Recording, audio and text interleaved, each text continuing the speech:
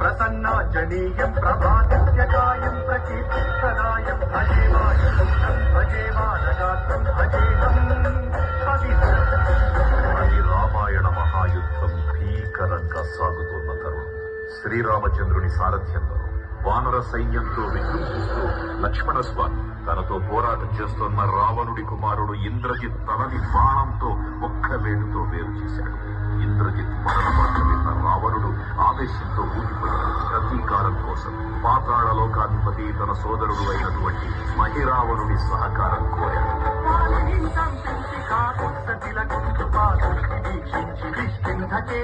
శ్రీరామ కార్యార్థమై లంక చేతించి ఆ జీవి మకరధ్వజుడు అనే తన పుత్రుడై మహాసముద్రాన్ని దాటుకుందని నీటిలో పడ్డన స్వేదవిందుడు ఒక మొసలి గ్రహించడం వల్ల జన్మించాడని తెలుసుకొని ఆశ్చర్యపోతారు హనుమంతుడు.